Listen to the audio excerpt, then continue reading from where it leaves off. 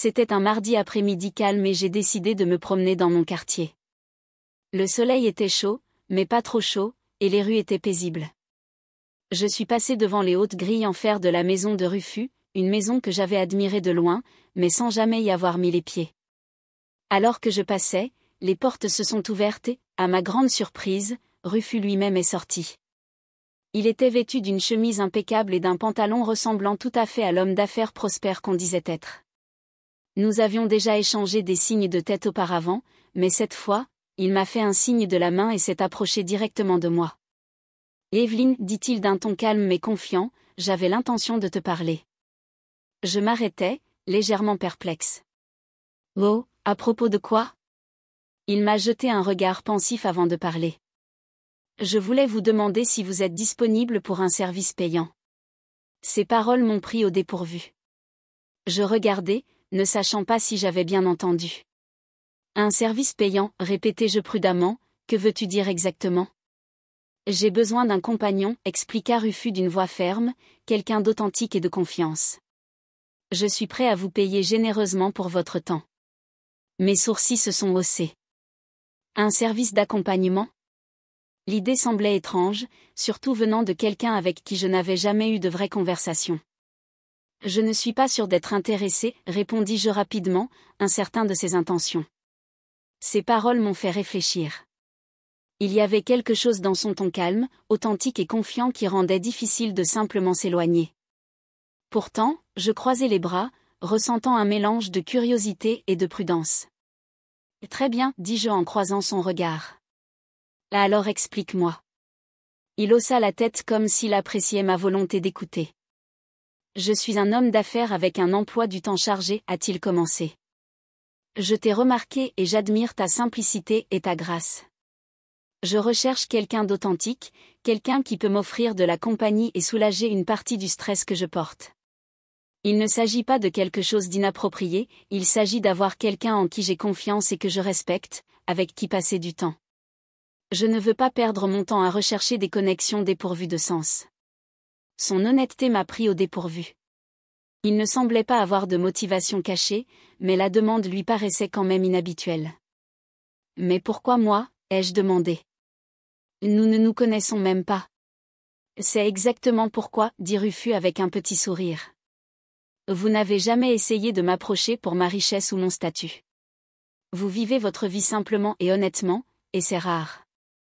Je crois que tu es quelqu'un en qui je peux avoir confiance, a-t-il admis. C'est en partie pourquoi je te fais confiance. Vous n'avez jamais essayé de vous rapprocher de moi pour mon argent ou mon statut. Vous vivez votre vie simplement, et c'est rare. Je veux vous embaucher non pas en tant que travailleur, mais en tant que personne avec qui passer du temps après mes journées trépidantes, quelqu'un qui apporte la paix dans ma vie. Je restais là, partagé entre l'incrédulité et l'intrigue. Rufus n'était pas seulement un homme riche en quête de divertissement, ses paroles étaient empreintes d'une sincérité difficile à ignorer. Pourtant, je ne savais pas vraiment quoi penser de l'offre. Je ne sais pas, dis-je lentement.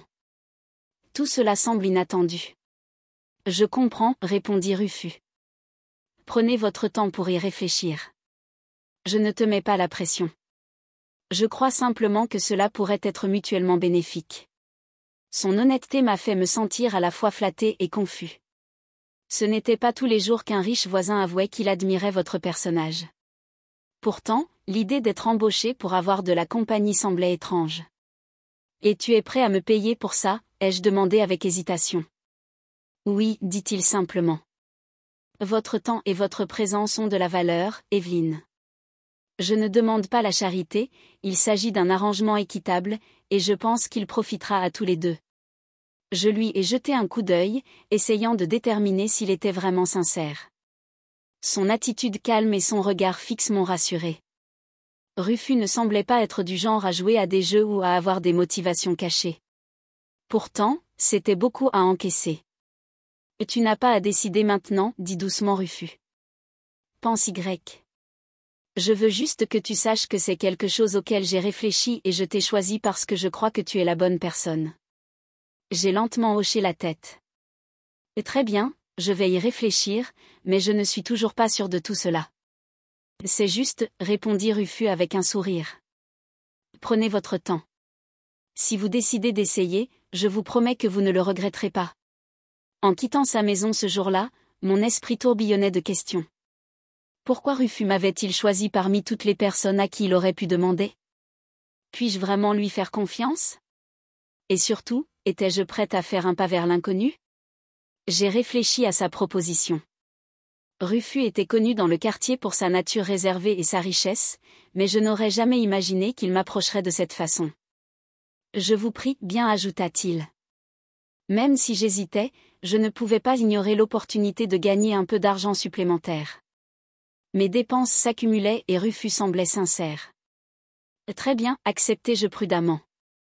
Son temps s'éclaircit. Merveilleux. Je m'appelle Rufus, comme vous le savez, et le vôtre?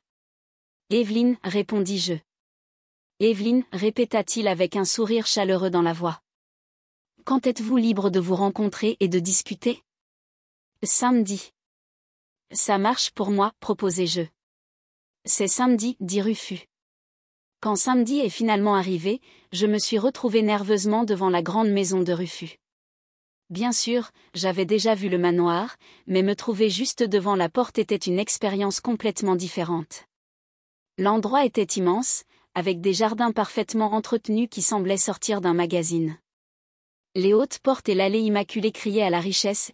Pendant un instant, je me suis demandé si j'y appartenais. Prendre une profonde inspiration, j'ai hésité. Et si c'était une erreur? Et si j'entrais dans quelque chose pour lequel je n'étais pas prête? Mais ensuite, je me suis rappelé la sincérité de Rufus. Il ne m'avait pas forcé, il avait simplement demandé et j'avais choisi de venir. Rassemblant mon courage, j'ai sonné à la porte. Le carillon résonna à l'intérieur, sonnant beaucoup trop sophistiqué à mon goût. Un instant plus tard, la porte s'ouvrit et Rufus se tenait là. Il avait l'air différent de ce que je l'avais vu auparavant, plus détendu, mais toujours raffiné. Il était habillé de manière décontractée avec une chemise ajustée et un pantalon. Le genre de tenue décontractée qui parvenait néanmoins à paraître chère. Sa grande silhouette et sa posture confiante le faisaient paraître plus grand que nature, mais son sourire était chaleureux et accueillant. « Évelyne, dit-il d'une voix calme et ferme. Je suis tellement content que tu sois venue. » Il s'écarta, me tenant la porte ouverte. J'ai avalé difficilement et j'ai hoché la tête, entrant dans son monde.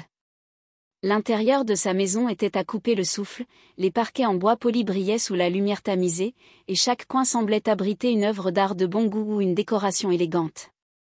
Un grand escalier montait au 2e étage et l'air sentait légèrement quelque chose de riche et d'agréable, probablement une bougie ou un parfum coûteux que je ne pouvais pas nommer. J'ai dû le regarder parce que Rufus rit doucement. « C'est un peu trop, je sais, dit-il en fermant la porte derrière moi, mais s'il vous plaît, faites comme chez vous. » C'est magnifique, admettais-je, ma voix presque un murmure. Merci, répondit-il, mais j'espère que cela ne vous intimide pas. Ce n'est qu'une maison. Ce qui compte, c'est que vous soyez à l'aise ici. Ces paroles m'ont surpris. Je m'attendais à ce que quelqu'un possédant un manoir comme celui-ci soit un peu suffisant, mais Rufus semblait vraiment avoir les pieds sur terre. Sa chaleur et son sourire facile m'ont aidé à me détendre un peu, même si je ne me sentais toujours pas à ma place parmi tout ce luxe. « Viens, dit-il en me faisant signe de le suivre. Laissez-moi vous faire visiter avant de nous installer. » Alors que nous parcourions la maison, il nous a montré différentes pièces et a partagé de petites histoires sur la façon dont il les avait conçues ou décorées. Il y avait une bibliothèque avec des étagères remplies de livres, une cuisine élégante qui semblait appartenir à une émission de cuisine, et un salon confortable avec des canapés moelleux et de grandes fenêtres laissant entrer beaucoup de lumière naturelle. « Vivez-vous seul ici ?» ai-je demandé alors que nous passions devant une autre pièce magnifique. « Oui, dit-il d'un ton pensif. C'est une grande maison pour une seule personne, je sais, mais j'aime mon espace. Cela me donne de l'espace pour réfléchir et me détendre après de longues journées. » À la fin de la tournée, je me sentais un peu moins comme un étranger. Rufus n'était pas seulement un homme riche avec une maison luxueuse, c'était quelqu'un qui valorisait la paix et les relations, ce qui le faisait paraître plus humain. « Maintenant, dit-il avec un sourire alors que nous retournions au salon, pourquoi ne nous mettrions-nous pas à l'aise et ne parlerions-nous pas pendant un moment? J'aimerais mieux vous connaître. » Ces paroles étaient simples, mais elles étaient d'une sincérité qui m'a apaisée. Les nerfs se dissipaient pour la première fois ce jour-là. J'avais l'impression que j'aurais peut-être ma place là-bas. Nous nous sommes assis dans son salon et il a commencé à me poser des questions sur ma vie, mes intérêts, mes objectifs et mes défis. Il a écouté attentivement, offrant conseils et encouragement. « Vous êtes une jeune femme intrigante, dit-il. Je respecte votre honnêteté et votre simplicité. » Au fil de la conversation, Rufus a partagé des extraits de sa vie de millionnaire. Son histoire de réussite était inspirante et je me suis retrouvée absorbée par son travail acharné et sa détermination. Après des heures de conversation engageante, Rufus m'a invité à monter à l'étage pour me montrer son bureau privé. Les murs étaient tapissés de livres et la vue depuis la fenêtre était à couper le souffle. « Installez-vous confortablement, dit-il. Prenez une douche si tu veux. » Sa suggestion m'a surpris, mais son attitude est restée calme et polie. Avec hésitation, j'ai accepté, me sentant curieux et perdu. Après m'être rafraîchi, je suis revenu et j'ai trouvé Rufus également rafraîchi. « Amusons-nous un peu, dit-il avec un sourire malicieux. Je me suis tendu, incertain de ce qu'il voulait dire, mais Rufus m'a rapidement rassuré. Rien d'inapproprié, Evelyne. Je veux que nous profitions d'une bonne conversation, de la musique et des rires. Nous avons passé la soirée à discuter, à rire et à profiter de l'atmosphère paisible de sa maison. Rufus m'a traité avec respect et je me sentais à l'aise avec lui. Au fil des semaines, Rufus et moi nous sommes rapprochés. Nous avons développé une routine, passé les week-ends ensemble, partagé des histoires et exploré des passions. Il m'a appris les investissements et les stratégies commerciales, tandis que je lui ai fait découvrir des joies simples, comme la pâtisserie et l'artisanat. Vous avez apporté un sentiment d'équilibre dans ma vie, avoua Rufus un soir. Ces paroles m'ont touché. Rufus, malgré sa richesse, était seul et avait soif de véritables connexions. Et en lui, j'ai trouvé un mentor et un ami. Tout le monde n'a pas compris notre relation. Les rumeurs se sont répandues et j'ai été jugée par des voisins et des amis. Pourquoi passes-tu autant de temps avec lui, a demandé un ami avec scepticisme. C'est une bonne personne, ai-je expliqué.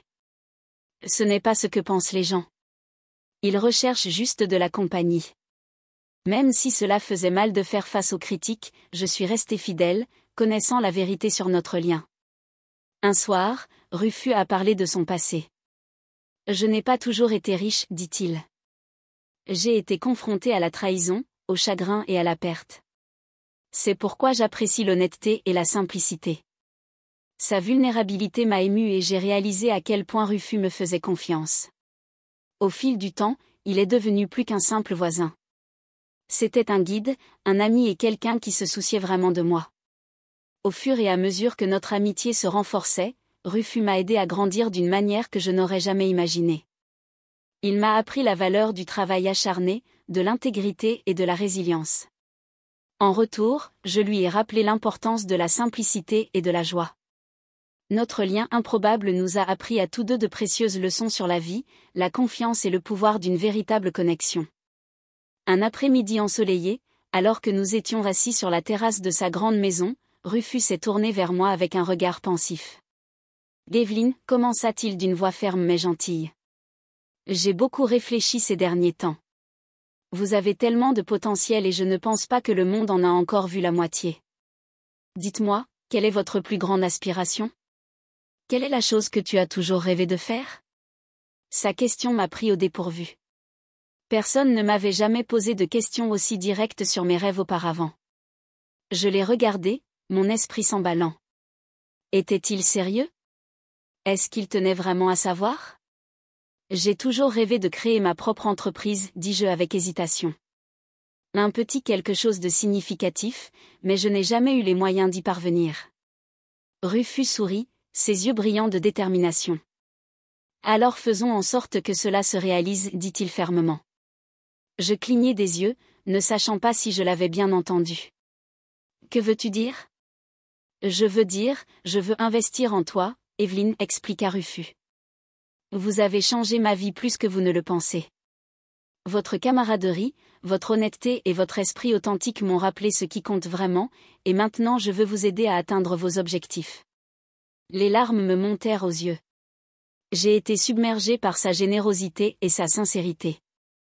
Rufus, je ne sais même pas quoi dire. Je ne peux pas accepter une telle offre. Oui, vous pouvez, dit-il avec un sourire rassurant. Vous l'avez mérité.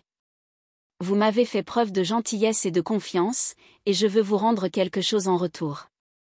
Ce n'est pas de la charité, Evelyne, c'est moi qui crois en toi. Au cours des semaines suivantes, Rufus est devenu mon mentor, me guidant tout au long du processus, permettant de transformer mon rêve en réalité. Il m'a appris la budgétisation, la planification et l'importance de la persévérance. Son sens des affaires était inestimable, mais ce qui ressortait le plus était sa confiance inébranlable en moi. Nous avons passé d'innombrables heures à réfléchir à des idées, à étudier des marchés et à fixer des objectifs.